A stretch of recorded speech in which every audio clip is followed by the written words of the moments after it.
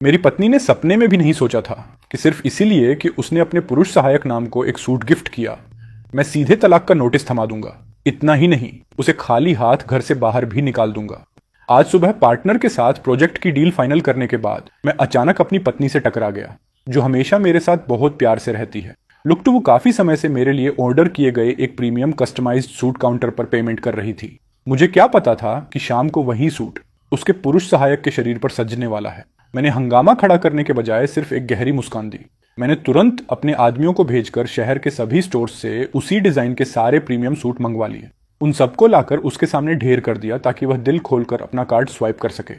मेरे खास दोस्तों ने रात भर जागकर मेरे लिए तलाक का एग्रीमेंट भी तैयार कर दिया। मेरे पास पैसा है, लुक है, टैलेंट है, और इस दुनिया में जिस चीज की कमी नहीं है वो है महिलाएं। एनुअल पार्टी में मैं आराम से रेड वाइन का ग्लास पकड़े खड़ा था। जब म्यूजिक बजना शुरू हुआ तो सांखुवू का माहौल और भी शानदार हो गया।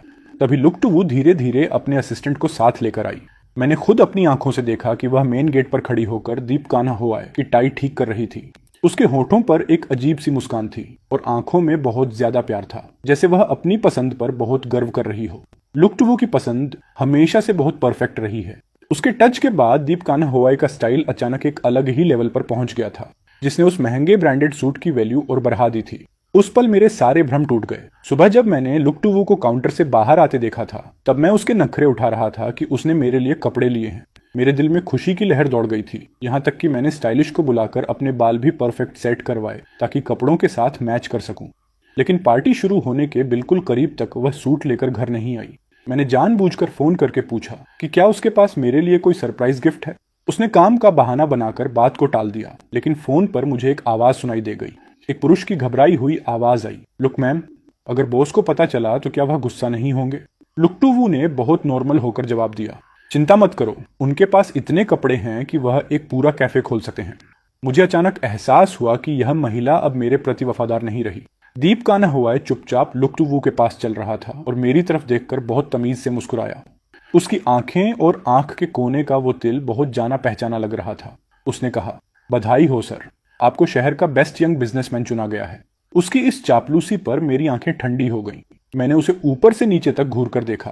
तुम्हारा यह सूट बुरा नहीं है, बिल्कुल वैसा ही है जैसा मैंने ऑर्डर किया था। हम दोनों समझदार हैं तो खुलकर बोलने की जरूरत नहीं है। कॉलेज से पास आउट हुए जिसे 1 साल भी नहीं हुआ, उसके पास 2 लाख युआन का ब्रांडेड सूट खरीदने का पैसा कहां से आएगा? दीप कान्हा हुआए मुझे इस तरह घूरते देखकर बहुत नर्वस हो गया और हकलाने लगा। वह बार बार मदद के लिए लुक टू वू को देखने लगा। लुक टू वू ने मेरी तरफ देखा। उसका चेहरा पानी की तरह शांत था। अलाम, तुम गलत समझ रहे हो। कान हुआए ने आज तक इतनी बड़ी पार्टी अटेंड नहीं की है और न ही कभी ब्रांडेड सूट पहना है। वह बहुत मेहनती है और लाइफ में आगे बढ़ना चाहता है, इसलिए मैंने नॉर्मली उसके लिए एक सूट ले लिया। मैंने अपनी भौहें उठाई और अपने बगल में खड़े असिस्टेंट को इशारा किया। अगले ही पल प्रीमियम ब्रांड के परफेक्ट सूट पहने 13 लोगों की एक लाइन हॉल में एंट्री करती है। सबके चेहरे पर एक जैसी स्माइल थी और हर किसी के हाथ में वही सेम डिजाइन का सूट था। वे सब आकर लुक टू वू के सामने लाइन से खड़े हो गए। लुक टू वू ने हैरान होकर मुझे देखा। मैंने पास के पिलर पर हाथ रखकर खड़े होते हुए कहा, पेमेंट करो ना। यहाँ मौजूद 13 ब्रांच मैनेजर्स भी अपने असिस्टेंट से बहुत प्यार करते हैं और उनके असिस्टेंट भी बहुत मेहनती हैं। लुक मैम, इतनी पार्शियलिटी तो नहीं करेंगी ना कि सिर्फ अपने पर्सनल असिस्टेंट को ही स्पेशल ट्रीटमेंट दें।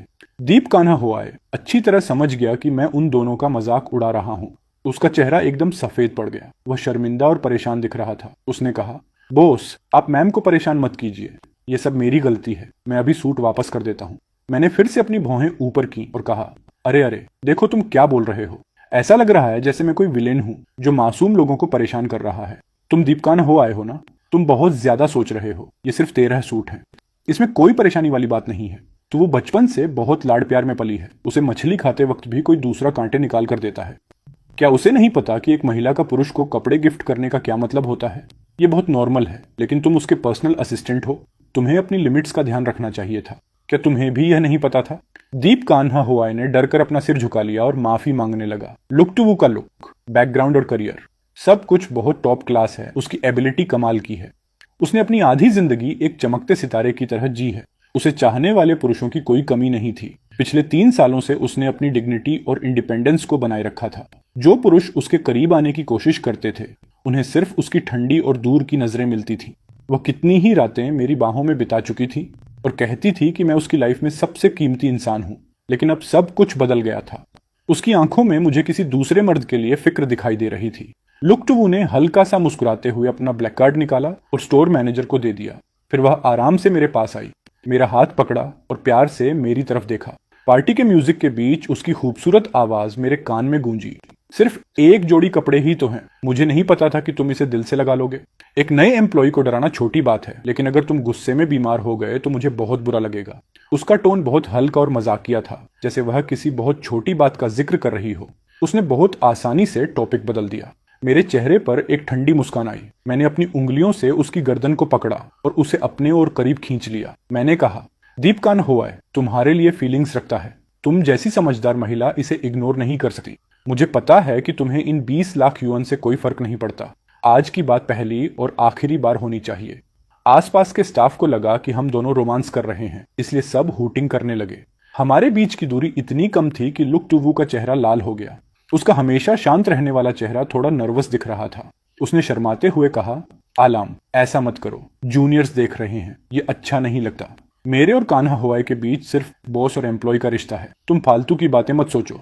मैंने थोड़ा सा हंसकर उसका हाथ छोड़ दिया। उसे बदनाम करना आसान था, लेकिन इससे मेरी इज्जत भी खराब होती।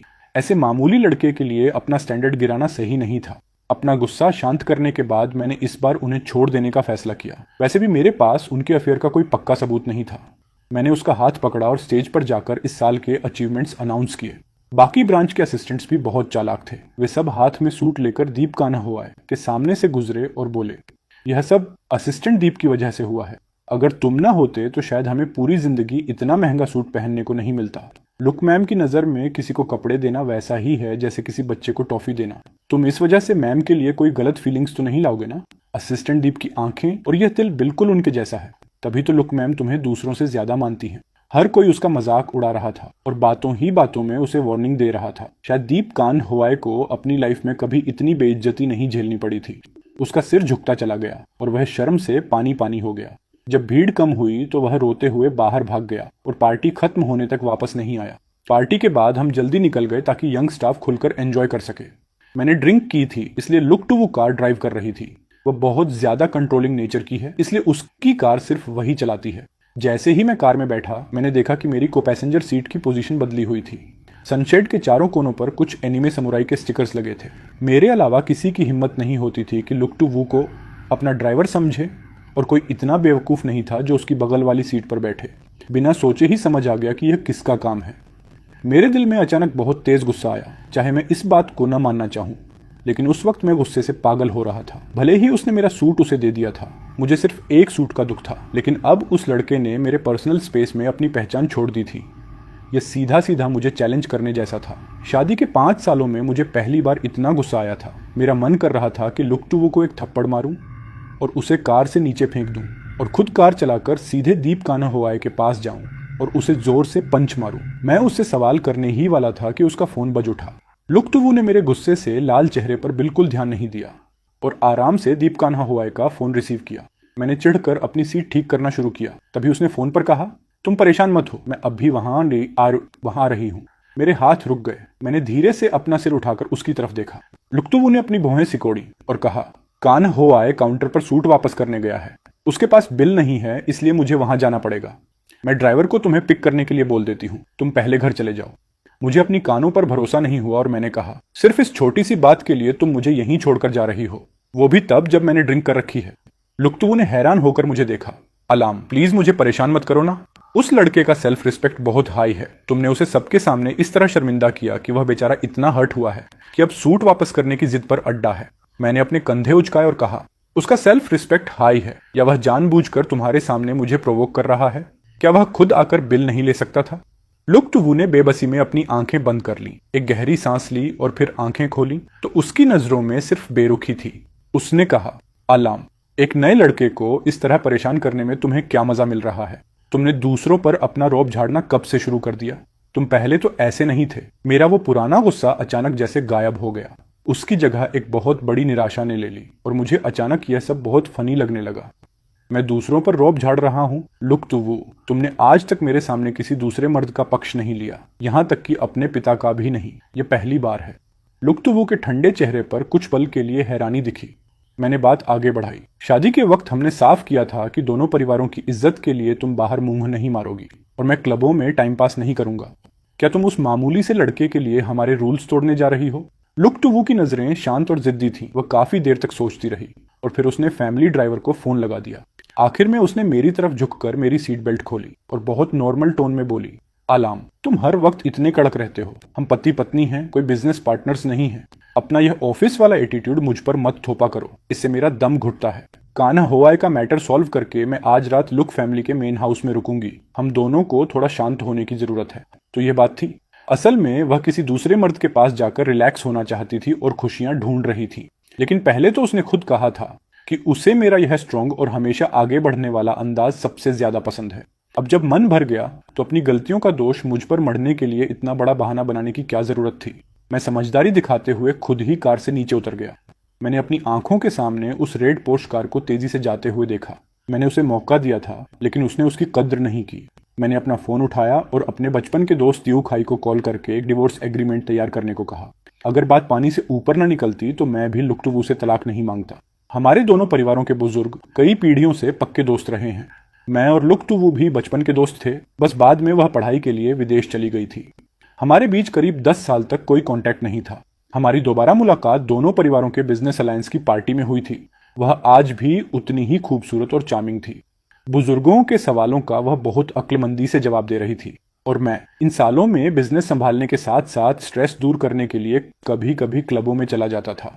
मुझे लगा था कि इतने सालों बाद मिलने पर हम अजनबी और असहज हो जाएंगे, लेकिन जब हम अकेले में मिले तो उसके उस संस्कारी और एलीट लुक के पीछे एक बहुत ही फनी और इंटरेस्टिंग इंसान छिपा था, जिसने पल भर में हमारे बचपन की यादें ताजा कर दी। हम दोनों अपने करियर के पीक पर थे, एक दूसरे को अच्छी तरह समझते थे और रिस्पेक्ट करते थे। इसलिए हमने जल्दी ही सगाई और फिर शादी कर ली। शादी के बाद हमारे पास एक दूसरे की कंपनियों के शेयर्स थे। लुक कॉरपोरेशन और को कॉरपोरेशन का ऐसा मर्जर हुआ था जो पहले कभी नहीं देखा गया। इसलिए तलाक के बाद प्रॉपर्टी का बंटवारा करना एक बहुत ही सिरदर्दी वाला काम था। घर पहुंचने पर मेरा सिर बम की तरह फट रहा था। फ्रेश होने के बाद मैंने एक गिलास गर्म दूध पिया और सोने की तैयारी करने लगा। तभी फोन पर लुक्टवू का गुड नाइट मैसेज आया, जिसके साथ एक बहुत ही प्यारा फ्लाइंग किस वाला स्टिकर था। कोल्ड वॉर के दौरान भी वह अपनी फॉर्मेलिटी निभाना नहीं भूलती थी। अगली सुबह जब मैं ऑफिस गया तो कंपनी की लॉबी में एक नीले बालों वाली लड़की मुझसे टकराते टकराते बची। मेरा ब्रीफकेस जमीन पर गिर गया और उस पर एक बड़ा सा स्क्रैच आ गया। उस लड़की के हाथ की मॉर्निंग कॉफी भी हवा में उड़ती हुई सीधे मेरे कोट पर जा गिरी। गेट पर खड़े 2 गार्ड्स यह देखकर तुरंत भागे आए और उस लड़की को डांटने लगे कि देखकर नहीं चल सकती क्या। लड़की बहुत डर गई। उसने घबराकर मेरा ब्रीफकेस उठाया और टिश्यू पेपर से मेरा कोट साफ करने लगी। जब दाग साफ नहीं हुआ तो वह सीधे घुटनों के बल बैठकर मुझसे माफी मांगने लगी। कड़ाके की ठंड में उसने सिर्फ एक पतला सा जैकेट पहना था और सनग्लासेस लगा रखे थे। फिर भी वे चश्मे उसकी आंख के नीचे के काले और नीले निशान को पूरी तरह छिपा नहीं पा रहे थे।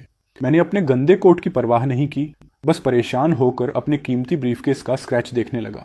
इत्तेफाक से ये सब लुक्टवू ने देख लिया, जो अक्सर मेरे ही टाइम पर ऑफिस आती थी। हमारी दोनों कंपनियों की बिल्डिंग्स बस एक सड़क के फासले पर थीं।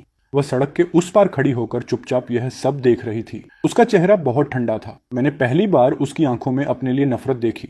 शायद उसकी नजरों में मेरा यह एटीट्यूड भी दूसरों पर धौंस जमाने जैसा ही था। मैंने उसकी गलतफहमी पर ध्यान नहीं दिया। 2 कदम पीछे हटा, गार्ड को हाथ से रोका और उस लड़की का हाथ पकड़कर उसे जमीन से उठाया। फिर मैंने शांत आवाज में कहा, मुझे नहीं पता कि तुम किस प्रॉब्लम में हो, लेकिन एक लड़की होने के नाते तुम्हें खुद से प्यार करना चाहिए। लाइफ में कुछ भी खो जाए, लेकिन अपना सेल्फ रिस्पेक्ट मत खोना, क्योंकि वही एक चीज है जो सिर्फ तुम्हारी है। वह लड़की जमीन से अपना सामान उठाते हुए लगातार सॉरी और थैंक यू बोल रही थी और फिर वहां से भाग गई। ऑफिस बिल्डिंग के मोड्डे पर वह अचानक रुकी। उसने मुड़कर देखा और उसके होठों पर एक अजीब सी मुस्कान थी। मैं अपने केबिन में आया, डेस्क पर बैठा और उस डैमेज ब्रीफकेस को ध्यान से देखने लगा। सच कहूं तो स्क्रैच ज्यादा बड़ा नहीं था, बिना ध्यान दिए दिखेगा भी नहीं, लेकिन एक बार दाग लग जाए तो वो चीज परफेक्ट नहीं रहती, क्योंकि वह बहुत कीमती था।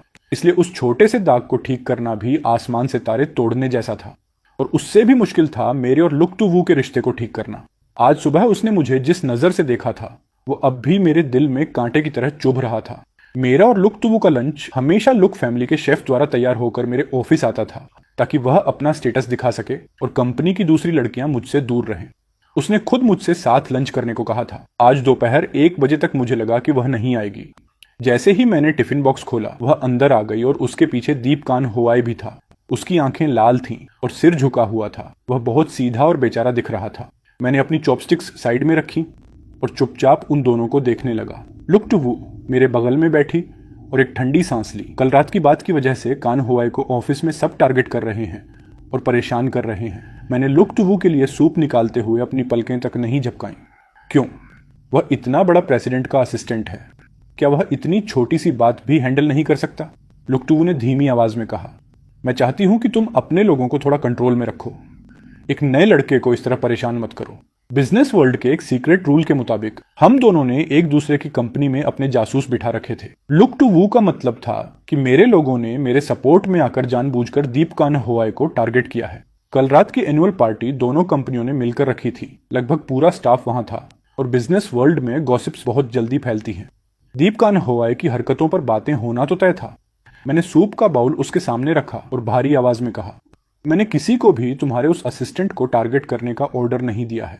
तुम्हें पता होना चाहिए कि यह मेरा स्टाइल नहीं है। आज वह जो कुछ भी झेल रहा है उसके लिए वह खुद जिम्मेदार है, क्योंकि उसे अपनी लिमिट्स और डिस्टेंस का अंदाजा नहीं था। तो वो तुम अभी भी इंसानी फितरत को नहीं समझती। उसके लिए तुम्हारा यह स्पेशल सपोर्ट और झुकाव देर सवेर उसके लिए नए दुश्मन ही पैदा करेगा। उसे नुकसान पहुंचाने वाला मैं कभी नहीं था। दीप कान हुआई, जो अब तक चुप था, अचानक 2 कदम आगे बढ़ा और घबरा कर बोला, इसमें मैम की कोई गलती नहीं है। को सर, कल की बात सच में मेरी नासमझी थी। पहली बार इतना महंगा गिफ्ट पाकर मैंने आपको ठेस पहुंचाई। मैं आपसे माफी मांगता हूं। मैं कुछ पल के लिए रुका और हंस पड़ा। तो तुम्हारा यह असिस्टेंट सच में बहुत इंटरेस्टिंग है। सीधे शब्दों में बात समझ नहीं आती, लेकिन तुम्हारा सपोर्ट किसी भी चीज से बढ़कर करता है। मैंने दीप कान्हा हुआई की उस दिखावे वाली माफी को एक्सेप्ट नहीं किया और न ही अपने लोगों से उसे छोड़ देने को कहा। दीप कान्हा हुआई की बेबसी और उसके आंसुओं ने लुक टू वू के गुस्से को भड़का दिया।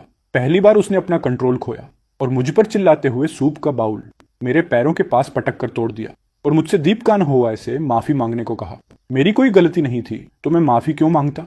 उस दिन मेरे और लुक टू वू के बीच बहुत बड़ा झगड़ा हुआ। उसी दोपहर वह दीप कान हुआई को लेकर इस माहौल से दूर एक बिजनेस ट्रिप पर चली गई। रात को जब मैं अपने बेस्ट फ्रेंड के साथ ड्रिंक कर रहा था तो उसने मुझे टोका कि मैं बहुत ज्यादा प्रैक्टिकल और परफेक्ट हूँ, जिसने लुक टू वू के अंदर दीप कान्हा हुआई को प्रोटेक्ट करने वाली फीलिंग को जगा दिया है। कितना अजीब है। मेरे आसपास लड़कियों की कमी नहीं थी। मैं 30 साल तक अपने प्रिंसिपल्स पर टिका रह सकता हूँ, तो लुक टू वू ऐसा क्यों नहीं कर सकता? कुल मिलाकर बात यह थी कि अब प्यार खत्म हो चुका था और जो चीज मेरी नहीं है मैं उसके पीछे नहीं भागता। आज मैं जानबूझकर लुक कॉर्पोरेशन गया था उस असिस्टेंट का चेहरा देखने। एक नजर में तो वह बिल्कुल को नाहुन लाम की कार्बन कॉपी लगता है, खासकर उसकी आंखें और वो आंसू वाला तिल बिल्कुल तुम्हारी तरह है। समझ नहीं आता कि लुक टू वू के दिमाग में क्या चल रहा है। ओरिजिनल पीस सामने खड़ा है तो उसकी कद्र नहीं है और वह एक डुप्लीकेट को संभालने में लगी है। आखिर वह तुमसे प्यार करती भी है या नहीं? त्योखाई की इस बात ने मेरा सारा नशा हिरन कर दिया। तभी तो जब मैं पहली बार दीप कान्हा हुआई से मिला था तो मुझे एक अजीब सा कनेक्शन फील हुआ था जो धुंध की तरह धुंधला था। इसके तुरंत बाद मैंने एक ठंडी हंसी हंसते हुए कहा, कौन जानता है, शायद डुप्लीकेट ज्यादा सॉफ्ट, केयरिंग और दूसरों का दिल जीतने वाला होगा। मेरा सिर बहुत तेज दर्द कर रहा था। त्योखाई मुझे घर छोड़कर गया। उसने मुझसे पूछा, डिवोर्स पेपर्स रेडी हैं, तुम लुक टू वू से इस बारे में कब बात करोगे? मैंने एक लंबी सांस ली। महीने के बीच में। वह पक्का अपने दादाजी के घर डिनर के लिए आएगी। हर महीने के बीच में हम बिना चूके लुक फैमिली के बुजुर्गों के साथ डिनर करने जाते थे। लुक टू वू से तलाक लेना कोई छोटी बात नहीं थी। मुझे इस टाइम का यूज अपने सारे बैकअप प्लान्स और सेफ एग्जिट के लिए करना था। इन दिनों दीप कान्हा हुआई भी खाली नहीं बैठा था। वह हर दिन अपनी सोशल मीडिया स्टोरीज अपडेट कर रहा था। कभी लेडी बॉस के साथ ब्रेकफास्ट, कभी देर रात तक साथ में ओवरटाइम करना, कभी शहर की सबसे ऊंची बिल्डिंग से नीचे का नजारा देखना, पहली बार स्काई डाइविंग का एक्सपीरियंस, पहली बार अंडर वाटर वर्ल्ड को करीब से देखना और पहली बार अपनी आंखों से ऑनरोरा की खूबसूरती देखना। इस बिजनेस ट्रिप ने उसे वो सारे एक्सपीरियंस और सरप्राइज दिए थे जो वह अपनी पूरी जिंदगी में खुद कभी अफोर्ड नहीं कर सकता था। उसकी खुशी इतनी ज्यादा थी कि सोशल मीडिया भी छोटा पड़ रहा था। पहले लुक टू वू के साथ ये सब चीजें करने वाला सिर्फ मैं था। अब कलीग्स मुझे बहुत अजीब और हमदर्दी भरी नजरों से देखते थे। लुक टू वू ने जानबूझकर दीप कान्हा हुआई को यह सब करने की परमिशन दी थी ताकि वह मुझे नीचा दिखा सके। ये सच में बहुत क्रूर और मतलबी हरकत थी। इन दिनों त्योखाई लगभग मेरे साथ ही रह रहा था और लीगल टीम के साथ मिलकर लुक टू वू के साथ प्रॉपर्टी शेयरिंग के मामले को देख रहा था। उस दिन वह एक फाइल लेकर गुस्से में मेरे केबिन में घुसा। अलार्म, ये लुक टू वू सच में सारी हदें पार कर रही है। मैं एक बिजनेस डॉक्यूमेंट चेक कर रहा था। त्योखाई को गुस्से से लाल देखकर मैंने पूछा, क्या हुआ? क्या वह वापस आ गई? त्योखाई ने उस फाइल को मेरी डेस्क पर जोर से पटका, जिसमें से एक मेमोरी कार्ड और कुछ तस्वीरें बाहर आ गईं। लुक टू वू और दीप कान होआय एक होटल के कपल रूम में थे। दीप कान होआय शर्टलेस था और उसकी छाती पर कुछ लव बाइट साफ दिख रही थी जो आंखों में चुभ रही थी। इंसान अभी वापस नहीं आया था, लेकिन उसकी गंदी तस्वीरें पहले ही पहुंच चुकी थी। मेरे तने हुए कंधे धीरे धीरे ढीले पड़ गए। दिल में एक बहुत तेज दर्द हुआ, जैसे किसी ने उसे भींच दिया हो। मेरी कांपती उंगलियों ने उस मेमोरी कार्ड को उठाया और मेरे स्पेयर लैपटॉप में लगाया। होटल की रूफटॉप बालकनी पर ढलते सूरज की रोशनी में लुक टू वू अपने पैरों के बल खड़ी होकर दीप कान्हा हुआए का चेहरा दोनों हाथों में पकड़े हुए थी। उसकी आंखों में उसके लिए दीवानापन था। उनके पीछे आसमान में लाल और नारंगी बादलों का खूबसूरत नजारा था। दो लवर्स एक दूसरे को गले लगाए हुए थे, जैसे कोई बेहद रोमांटिक पेंटिंग हो। जैसे ही वे दोनों एक दूसरे को किस करने वाले थे, मैंने लैपटॉप की स्क्रीन को जोर से बंद कर दिया।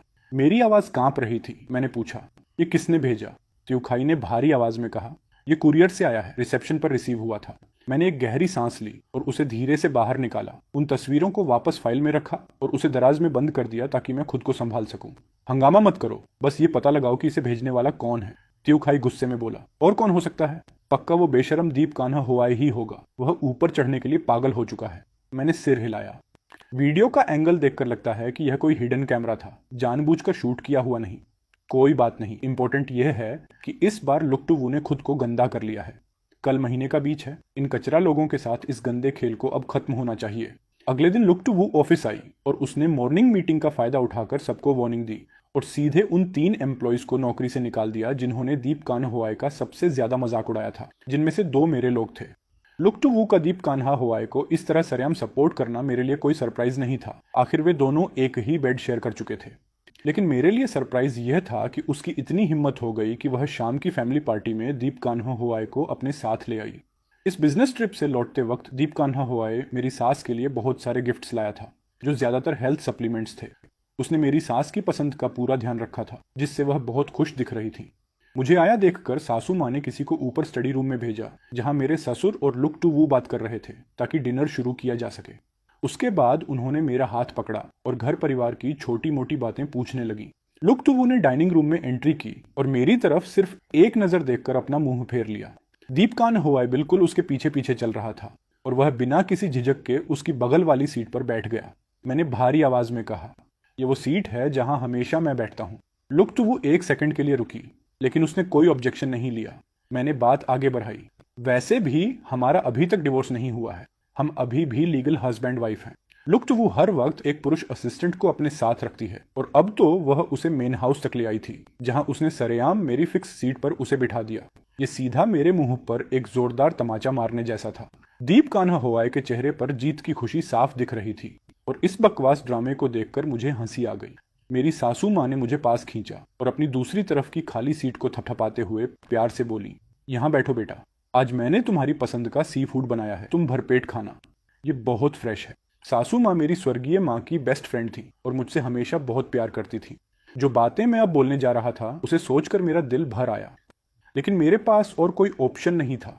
चुपचाप बेइज्जती सहना मेरा स्टाइल नहीं था। मैंने सासू माँ का हाथ पकड़ा, उसे धीरे से दबाया और शांत आवाज में कहा, शायद आज मैं डिनर नहीं कर पाऊंगा, मैं यहाँ एक बहुत इंपॉर्टेंट बात करने आया हूँ। सासू माँ की स्माइल चेहरे पर ही जम गई। ऐसी क्या बात है बेटा जो डिनर के बाद नहीं हो सकती? मैंने सिर हिलाया और लुक टू वू की तरफ मुड़ गया। मैंने वो बात कह ही दी जो इतने दिनों से मेरे अंदर दबी थी। मम्मी पापा, मैं लुक टू वू से तलाक लेना चाहता हूँ। ये सुनते ही पूरे डाइनिंग रूम में सन्नाटा छा गया। यहाँ तक कि हवा में फैली सी फूड की खुशबू भी अचानक भारी महसूस होने लगी। मेरे ससुर ने बहुत हैरान होकर मेरी तरफ देखा। डिवोर्स कोई मजाक नहीं है, खासकर तुम्हारे और टू वू के बीच। इससे दोनों कंपनियों पर बहुत बड़ा असर पड़ेगा। सासू माँ के चेहरे पर भी शौक साफ था। हाँ आलाम, तुम दोनों के बीच तो हमेशा बहुत प्यार था, आखिर ऐसा क्या हो गया? लुक टू वो टेबल पर हाथ मारकर खड़ी हो गई। उसके ठंडे चेहरे पर आखिरकार कुछ इमोशंस दिखाई दिए। आलाम, तुम्हारा ड्रामा खत्म नहीं हुआ क्या? सिर्फ इसलिए कि मैंने कान्हा हुआए को एक सूट गिफ्ट किया?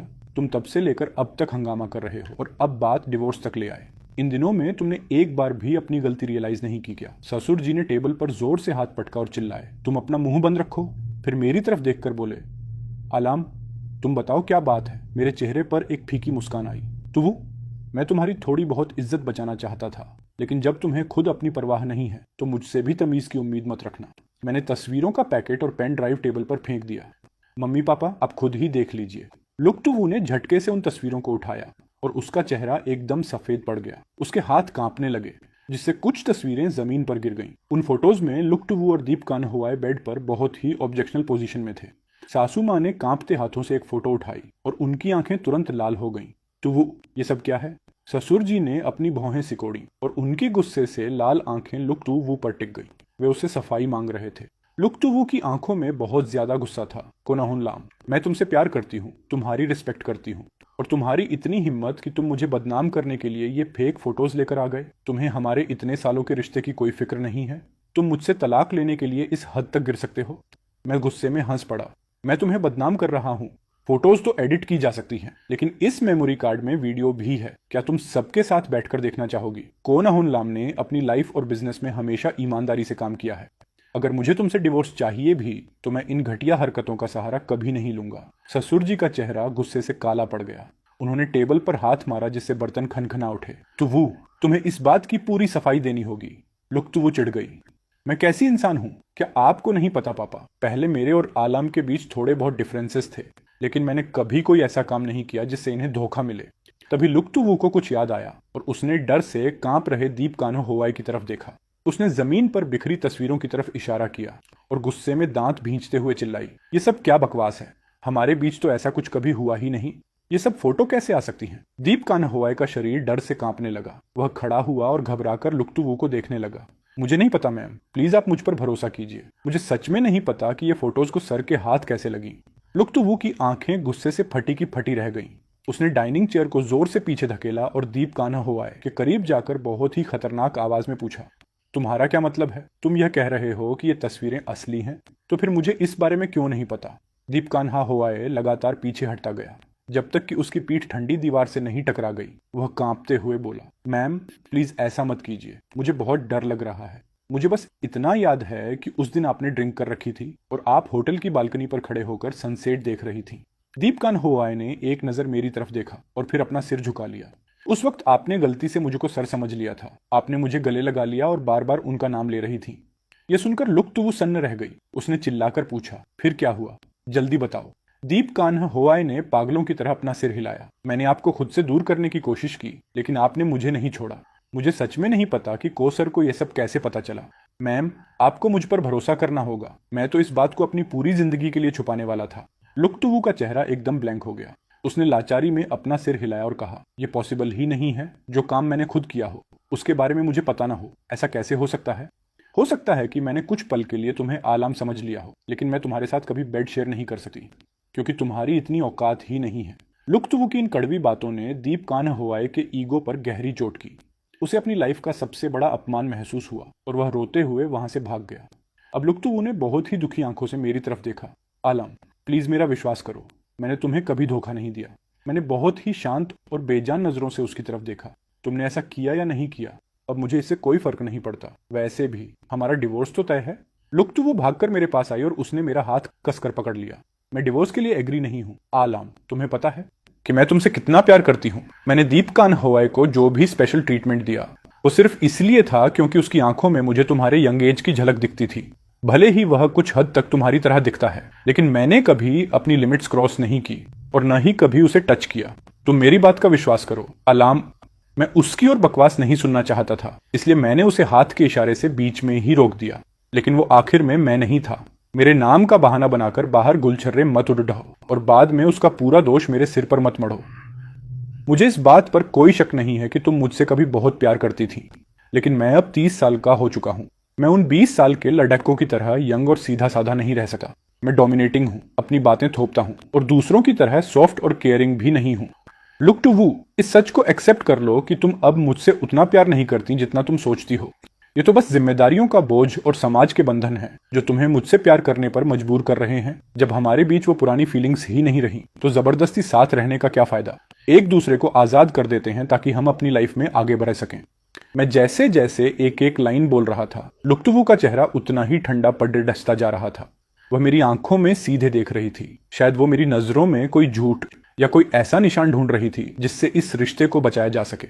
लेकिन मेरी नजरें बिल्कुल साफ और पक्की थीं, उनमें कोई हिचकिचाहट नहीं थी। उसने मेरे हाथ को और कसकर पकड़ डीडीएच लिया जैसे वह भीख मांग रही हो। आलम, ये सिर्फ तुम्हारी सोच है, ये मेरी फीलिंग्स को नहीं दिखाता। प्लीज डिवोर्स की बात को मजाक में मत उड़ाओ, ऐसा मजाक मत करो। रिसेंटली जो कुछ भी हुआ मैं उस सब का एक्सप्लेनेशन दे सकती हूँ। मैं सच में उसे बिजनेस ट्रिप पर नहीं ले जाना चाहती थी, लेकिन वह बार बार रिक्वेस्ट कर रहा था कि अगर वह ऑफिस में रहा तो लोग उसे बहुत परेशान करेंगे। ट्रिप पर उसने जो भी ऐश आराम किया वो सब क्लाइंट्स की तरफ से ऑफर था। मेरा उससे कोई लेना देना नहीं है। इस बार की बात को मेरी गलती मान लो। मैं तुमसे माफी मांगती हूँ अलाम। आई एम सॉरी कि तुम्हें इतना सब कुछ सहना पड़ा। असल में मैं इस ट्रिप के जरिए तुम्हें बस थोड़ा सबक सिखाना चाहती थी, ताकि तुम्हें एहसास हो कि एक हस्बैंड होने के नाते तुम्हें अपनी वाइफ को थोड़ी पर्सनल स्पेस देनी चाहिए। मुझे नहीं पता था कि बात इतनी बिगड़ जाएगी। मैंने अपनी भौहें सिकोड़ दी, अपना हाथ पीछे खींचा और ठंडी हंसी हंसा। सॉरी, मुझे नहीं पता था कि मेरा प्यार तुम्हारे लिए इतना दम घुटने वाला था। अब रिलैक्स रहो, तुम्हें जल्द ही आजादी मिल जाएगी। ये कहकर मैंने अपनी जेब से प्रॉपर्टी के बंटवारे वाला डिवोर्स एग्रीमेंट निकाला। मैंने इसे जितना हो सके उतना साफ और फेयर बनाने की कोशिश की थी। इसे देख लो, अगर कोई प्रॉब्लम नहीं है तो साइन कर दो। अगर तुम्हें कोई ऑब्जेक्शन है तो मम्मी पापा की इज्जत की खातिर मैं इस पर दोबारा बात करने के लिए तैयार हूँ। लुक तो वो इस बात को बर्दाश्त नहीं कर पाई। वह लाचारी में मुस्कुराई। मैं डिवोर्स के लिए कभी साइन नहीं करूंगी, और मैं यह साबित करने के लिए सबूत ढूंढ कर लाऊंगी कि मैंने दीप कान्हा हुआए को कभी टच नहीं किया।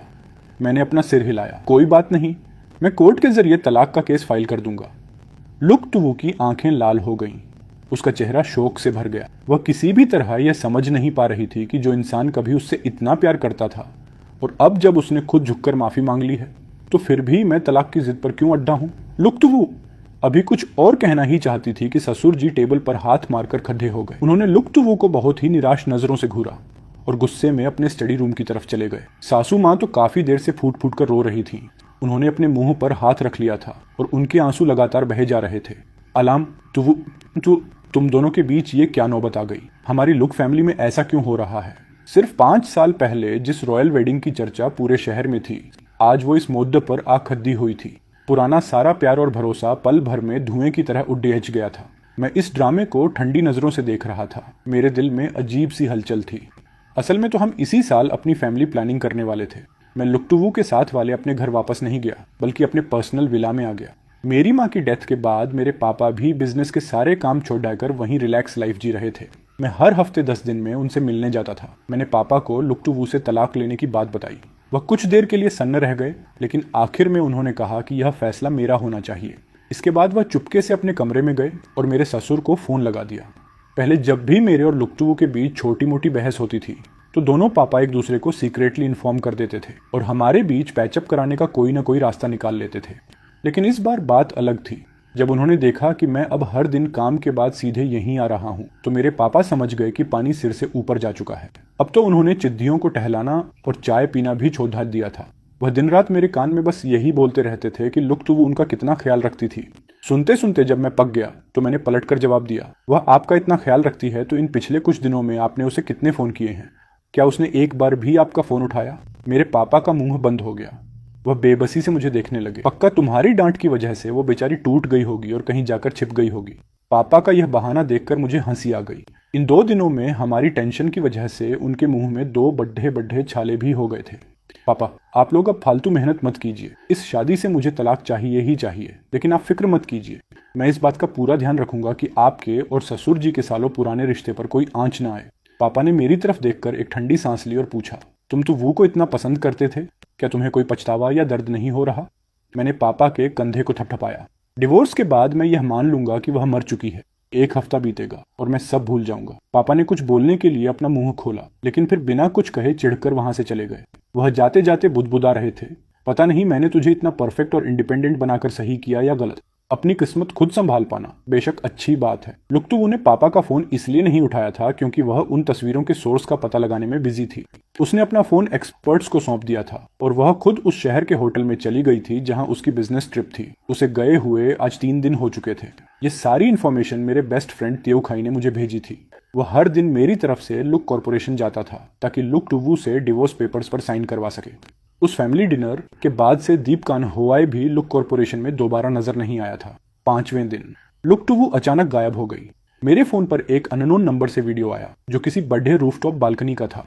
वीडियो काफी दूर से शूट किया गया था। उसका वो ऑरेंज बैकग्राउंड मुझे जाना पहचाना लगा। मैं उसे प्ले करके देखने ही वाला था कि उसी नंबर से कॉल आ गई।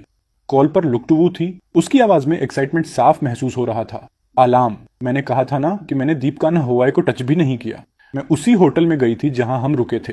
बदकिस्मत से उस दिन बालकनी का कैमरा जानबूझकर डैमेज कर दिया गया था। मैंने बहुत मेहनत और पैसे खर्च करके एक फोटोग्राफी के शौकीन लडडेहिचके से ये ओरिजिनल वीडियो क्लिप खरीदी है। वो सारी तस्वीरें और वीडियो दीप कान्हा हुआए की कजिन सिस्टर ने एडिटिंग सॉफ्टवेयर से बनाए थे। वही नीले बालों वाली लड्डेचकी, तुम्हें याद है ना? नीले बाल वो लड्डेचकी जो उस दिन मुझसे टकराई थी। अलाम, मैंने तुम्हें कभी धोखा नहीं दिया। प्लीज हम डिवोर्स न लें। क्या ऐसा हो सकता है? फोन पकड़ते हुए मेरे हाथ की पकड़ मजबूत हो गई। मैं उस लड्डेचकी के बारे में और नहीं सोचना चाहता था। मैंने उस वीडियो पर 2 सेकंड के लिए अपनी उंगली रखी, लेकिन आखिर में उसे ओपन नहीं किया। मैंने शांत आवाज में कहा, लुक टू वू, क्या जब तक तुम्हें किसी के साथ रंगे हाथों बेड पर न पकड़ ढा जाए तब तक उसे धोखा नहीं माना जाएगा? भले ही यह वीडियो तुम्हारी बेगुनाही साबित कर दे, पर इसका अब क्या फायदा? जब तुमने मेरा कस्टमाइज्ड सूट दीप कान्हा हुआए को गिफ्ट किया, क्या तुमने सोचा था कि मुझे कैसा लगेगा? जब तुमने मुझे बीच SDD DH1 पर छोड़ DH दिया उस लड्डेचके की मदद करने के लिए, क्या तुम्हें अंदाजा था कि मैं कितना अजीब फील करूंगा? तुम उसे बिजनेस ट्रिप पर ले गई, उसे सोशल मीडिया पर ऐसी स्टोरीज डालने दी जैसे तुम दोनों हनीमून पर गए हो। क्या तुमने सोचा था कि लोग मेरे बारे में क्या बातें करेंगे? तुम उसे हमारे मेन हाउस तक ले आई। तुम कहती हो कि वो सबको चुप कराने के लिए था, लेकिन मेरे लिए वो सबसे बड़ा अपमान था। फोन की दूसरी तरफ काफी देर तक सन्नाटा रहा। फिर उसके रोने की आवाज आई। वह अपनी आवाज को कंट्रोल करने की कोशिश कर रही थी। आई एम सॉरी अलाम, मुझे पता है कि मैं चाहे जो भी एक्सप्लेनेशन दूं, मैं तुम्हारे उस दर्द को कम नहीं कर सकती जो मैंने तुम्हें दिया है। मैं मानती हूं कि इन सब चीजों को हैंडल करने का मेरा तरीका बहुत मतलबी और बेवकूफी भरा था। मैंने तुम्हारी फीलिंग्स को पूरी तरह इग्नोर किया, लेकिन प्लीज मेरा विश्वास करो, मैंने तुम्हें कभी हर्ट करने का नहीं सोचा था। और हमारी शादी को खत्म करने के बारे में तो मैंने सपने में भी नहीं सोचा था। उसकी इस माफी को सुनकर भी मेरे दिल में कोई हलचल नहीं हुई। घाव भले ही भर जाएं, लेकिन निशान हमेशा रह जाते हैं। हम अब कभी पहले जैसे नहीं हो सकते थे। लुक टू वू वापस आने के बाद भी डिवोर्स पेपर्स साइन करने में आनाकानी कर रही थी। त्यूखाई सीधे उसके केबिन के छोटे से रेस्ट रूम में जाकर बैठ गया।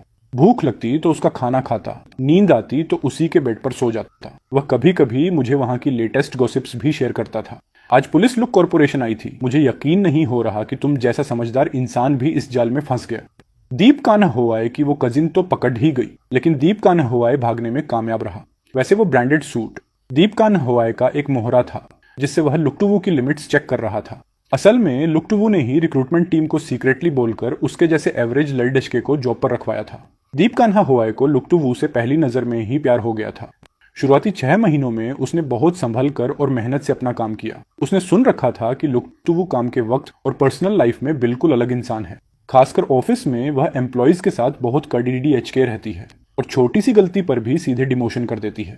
लेकिन जब उसने गलती से इंपॉर्टेंट डॉक्यूमेंट्स पर चाय गिरा दी या मीटिंग की स्लाइड्स गलत प्ले कर दी, तो इस लेडी बॉस ने चिल्लाने के बजाय उसे बहुत प्यार से समझाया कि अगली बार ध्यान रखना। लेकिन जब वह पहली बार मुझसे मिला, जो कि उस लेडी बॉस का लीगल हस्बैंड था, तब उसे समझ आया कि लुक्टुवू उस पर इतनी मेहरबान क्यों थी। और उसी पल से उसके दिल में मेरे लिए नफरत पैदा हो गई। बाद में उसकी नीले बालों वाली कजिन, जो सट्टेबाजी के चक्कर में कर्ज में डूबी थी, उसके पास आई। लुक्टुवू का स्टेटस जानकर उसने दीप कान्हा हुआए को उकसाया कि वह अपनी यंग एज का फायदा उठाकर लुक्टुवू को अपने जाल में फंसा ले, ताकि उनकी लाइफ सेट हो जाए। इसके बाद वो दोनों आराम से ऐश की जिंदगी जी सकते थे। दीप कान्हा हुआए को यह वहम हो गया था कि लुक्टुवू उसे पसंद करती है, इसलिए उसने उस सूट के जरिए उसका दिल टटोला। लुक्टुवू के उस स्पेशल सपोर्ट ने उसकी उम्मीदें बढ़ा दी। एनुअल पार्टी की रात उसने सूट वापस करने का बहाना बनाया ताकि वह लुक्टुवू को फिर से मुझसे दूर ले जा सके। लेकिन लुक्टुवू ने सिर्फ उसकी मदद की थी और साथ ही मेरे लिए 2 नए सूट भी ऑर्डर किए थे, जिससे दीप कान्हा हुआए की उम्मीदें टूट गईं। अब उसे कोई ऐसा रास्ता चाहिए था जिससे लुक्टुवू मुझसे नफरत करने लगे। इसलिए अगले दिन उसकी कजिन ने जानबूझकर मुझसे टकराने और जमीन पर बैठकर माफी मांगने का नाटक किया था। वह कजिन कर्ज चुकाने के लिए इतनी उतावली थी कि उसने बिजनेस ट्रिप वाले होटल में दीप कान्हा हुआए के साथ मिलकर लुक्टुवू के ड्रिंक में नशा मिला दिया, ताकि वे दोनों फिजिकल हो सकें और लुक्टुवू को डिवोर्स के लिए ब्लैकमेल कर सकें। लेकिन लुक्टुवू ने अपने होश बनाए रखे और उसे धक्का दे दिया। बाद में उस कजिन ने वो फेक फोटोज और वीडियो तैयार किए ताकि मैं चिढ़कर खुद ही रास्ते से हट जाऊं। इसीलिए जब मैंने वो तस्वीरें लुक्टुवू के सामने फेंकी थी तो दीप कान्हा हुआए ने ऐसा बहाना बनाया था। अच्छा हुआ कि लुक्टुवू ने सच का पता लगा लिया। सट्टेबाजी, ब्लैकमेलिंग और दूसरों को नुकसान पहुंचाने के जुर्म में उस कजिन को अरेस्ट कर लिया गया है। लेकिन दीप कान्हा हुआए का अभी तक कोई सुराग नहीं मिला है। ये सब सुनकर मेरी एक ठंडी सांस निकल गई। अगर लुक्टुवू पहले की तरह अपने प्रिंसिपल्स पर टिकी रहती और किसी तीसरे को इतनी छूट न देती, तो किसकी हिम्मत थी जो हमारे बीच आ पाता। बिजनेस डील की वजह से मैं कुछ समय के लिए विदेश चला गया। 3 महीने बाद जब मैं वापस देश लौटा तो मुझे खबर मिली कि लुक टुवू का एक बहुत भयानक कार एक्सीडेंट हो गया है जिसमें उसके दोनों पैर कुचल गए और वह अब पूरी जिंदगी के लिए व्हील चेयर पर आ गई है। एक्सीडेंट करने वाला कोई और नहीं बल्कि दीप कान्ह हुआ था, जिसे जानबूझकर नुकसान पहुंचाने के जुर्म में 25 साल की जेल की सजा हुई थी। मुझे समझ नहीं आ रहा था कि वह तो लुक टुवू से प्यार करता था ना। क्या यह सनक थी कि अगर तुम मेरी नहीं हो सकती तो मैं तुम्हें बर्बाद कर दूंगा। लेकिन जब मैं अपने घर पहुंचा तो मैंने देखा कि बेसमेंट से मेरी पसंदीदा ब्लैक मेबैक कार गायब थी। वह कार मुझे सबसे ज्यादा प्यारी थी और मैं हर महीने उसकी सर्विसिंग करवाता था। मेरे विदेश रहने के दौरान लुक टुवू ही उसे सर्विसिंग के लिए ले जाती थी। दीप कान्हा हुआई को यह नहीं पता था कि मैं देश से बाहर हूँ। वह 1 महीने से मेरे घर के बाहर घात लगाए बैठा था और जैसे ही उसने मेरी कार को बाहर निकलते देखा, उसने एक पुरानी कार किराए पर ली और पूरी स्पीड से मेरी कार में टक्कर मार दी। जब से उसका और उसकी कजिन का पर्दाफाश हुआ था, उसके परिवार और दोस्तों ने उससे रिश्ता तोड़ लिया था। ऑफिस के लोग उसका मजाक उड़ाते थे और पूरी इंडस्ट्री ने उसे ब्लैकलिस्ट कर दिया था। वह इस बर्बादी को बर्दाश्त नहीं कर पाया और उसने अपनी बदकिस्मती का जिम्मेदार मुझे मान लिया। वह जिसे मारना चाहता था वो असल में मैं था। देश लौटने के अगले दिन मैं एक बुके लेकर हॉस्पिटल गया। लुक टुवू वीआईपी वार्ड में एडमिट थी। डॉक्टर्स के अलावा वह किसी को अंदर नहीं आने दे रही थी। मैंने नॉक किया तो अंदर से उसकी शांत लेकिन दबी हुई आवाज आई। मुझे परेशान मत करो, मैंने धीमी आवाज में कहा। लुक टुवू मैं हूं। दरवाजे के दोनों तरफ हम दोनों में से किसी ने कोई आवाज नहीं की।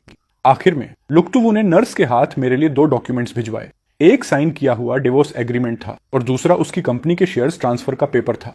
वह अपनी पूरी लुक कॉर्पोरेशन मेरे नाम करना चाहती थी। इसके बाद मैं और उसके लॉयर कोर्ट गए और हमारा डिवोर्स फाइनल हो गया। लेकिन मैंने उसकी कंपनी को एक्सेप्ट नहीं किया। मेरे पापा ने साफ कह दिया था कि अगर मैंने उसकी कंपनी छुई तो वह मेरे पैर तोड़ ढेच देंगे। 1 साल बाद मेरी मुलाकात लुक टुवू से दोबारा हुई। अब उसने आर्टिफिशियल लेग्स लगा लिए थे। वह एक बार फिर से बिजनेस वर्ल्ड में कदम रख चुकी थी।